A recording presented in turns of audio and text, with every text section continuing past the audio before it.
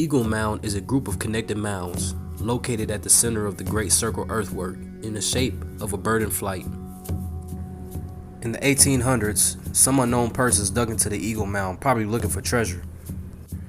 The only information on what they found at the time is a few references to a stone altar with charcoal, ash, burnt bones found 6 feet beneath the center of the mound. The altar may have been a ceremony basin representing an offering or the remains of a celebration. The structure, the place, and the narrative fits that of Semitic customs. The entrance to the earthwork and the structure is directed toward the east. In fact, they are always directed towards the east. The tabernacle in the Hebrew Torah states that the breadth or the entrance to the courtyard is to the east, and also the tabernacle with the holiest of the holies being on the west end.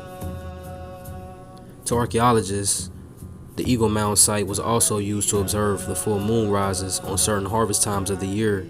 It was aligned perfectly with their east gate entrance.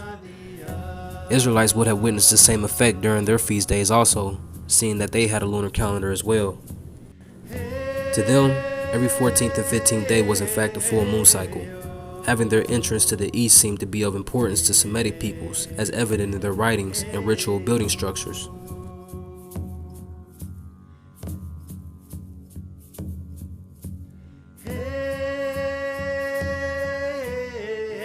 An artifact was found in the area of this Eagle Mound, in which is called the Hopewell Shaman. This artifact depicts a man in a bear costume with his hand on his head of the bear to show it's turning into this bear. The place it was found and what was said to be taking place in this area gives clues to its Afro origins. One of your favorite items here, so I'm intrigued. What is it? It's a stone sculpture of a Hopewell medicine man, or perhaps a medicine woman. It's called the Ray figurine, but that simply commemorates the fact that a guy named Charles Ray once owned it. I prefer to call it the Shaman of Newark, because it situates this individual in the context in which it was recovered. It was found in the bottom of the largest burial mound, at the center of the burial mounds at the Newark earthworks. What's that tell you? That tells you that this individual that it represents, perhaps, that's certainly the person that it was buried with, was at the very foundations of one of the greatest pieces of architecture in America. This artifact has Semitic written all over it. The shaman artifact shows a man in a specific position, which gives us understanding of what is being portrayed in this artifact.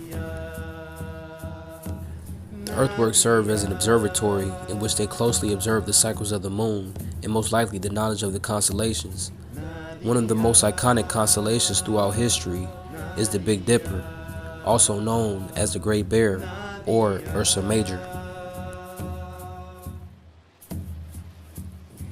Ancient peoples used stone in the same way we use books today as a way to communicate, like paper came later.